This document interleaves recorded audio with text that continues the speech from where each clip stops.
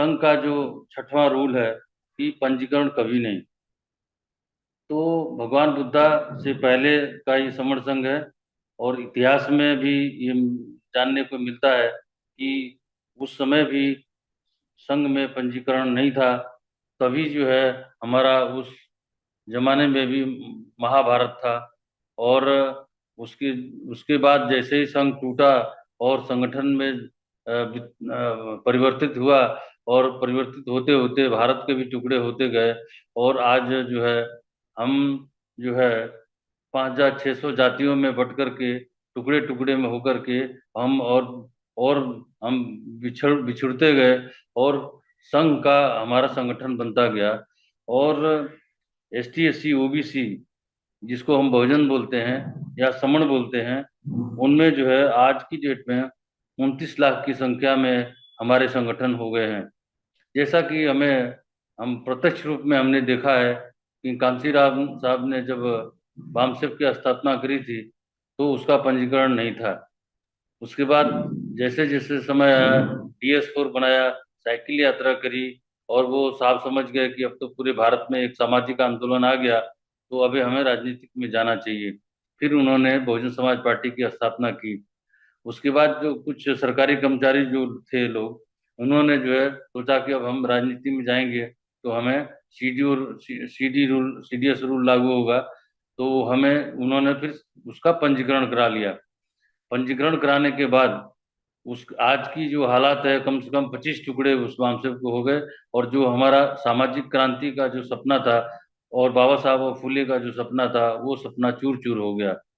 तो हमें इससे एक सबक मिलता है कि समर संघ जो 27 महीने से 28 महीने से करीब करीब जो है जो इसका उदय हुआ है, और एक राजनीतिक, सामाजिक, शैक्षणिक और आर्थिक क्रांति की ओर हम जो आगे बढ़ रहे हैं, ये 22 राज्य और 7 विदेशों में भी जो है हमारी विचारधारा जो है पहुंच गई है। और दिन रात हमारे जो समण भाई हैं उसमें मेहनत करके और इसको आगे बढ़ाने का जो काम कर रहे हैं, इससे सिद्ध होता है कि संघ में ये पंजीकरण की बिल्कुल जरूरत नहीं है।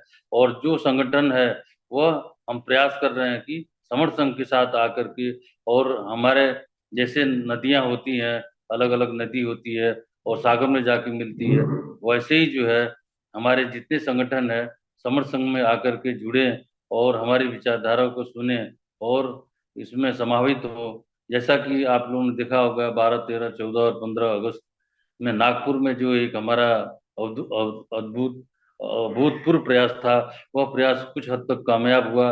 वहाँ बहुत सारे संगठन, बौद्ध बिहार के भिखुणी लोग आए और हमारे विचारों से, समर संघ के विचारों से बहुत ही उन्होंने प्रभावित हुआ। और इससे प्रतीत होता है कि हम जैसे महाराष्ट्र में हुआ वैसे MP में होने जा रहा है। जगह जगह हम जो संगीति लगा रहे हैं, तो हमारी समर संघ की विचारधारा को हम फैला करके और संगठन को तोड़ करके हमें एक संघ में ला करके और जो है हमें मजबूती देना है, जिससे कि हम पुनः जो है जो भगवान बुद्धा से पहले जो संघ था, जो हमारा राजनीतिक, सामाजिक, शैक्षणिक, सांस्कृतिक जो हमारा प्रभाव था, वह प्रभाव हमें वापस मिल सके। जैसा कि आपने देखा होगा कि 1925 में कुछ 25 लोगों ने ही मिलकर के एक बमनों का संघ बनाया था। और वह संघ आज जो है उसकी संख्या करोड़ों में हो गई। और वह आज 100 साल होने जा रहे हैं 1925 में। और उन्होंने आर्थिक, सामाजिक, शैक्षणिक और राजनीतिक रूप से उन्होंने पूरे भारत पे कब्जा कर लिया। और आपको ये भी प्रतीत होता होगा कि रात दिन वो ऐलान कर रहे हैं कि बाबा साहब द्वारा लिखित विश्व प्रख्यात संविधान को भी उनको मंजूर नहीं है, और वो संविधान को भी बदलने की बात कर रहे हैं। तो हमारे पास और समर संघ के पास कहने का मतलब है कि बिल्कुल टाइम नहीं है। हम 6 महीने या साल भर में हम जितनी शक्ति लगानी है, हमें इस परिवर्तन, सामाजिक परिवर्तन को, आर्थिक परिवर्तन को, शैक्षणिक परिवर्तन को हमें जल्दी से जल्दी समर संघ के माध्यम से बदलना होगा।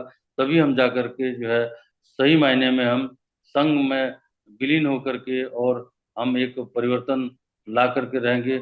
और यह संघ ही ऐसा है, समर संघ, जिससे कि हम जो है ये काम कर सकते हैं। क्योंकि आपने देखा होगा, जब भी कोई पंजीकरण कोई संस्था का होता है, उसमें पद प्रतिष्ठा मंच माला हावी हो जाता है।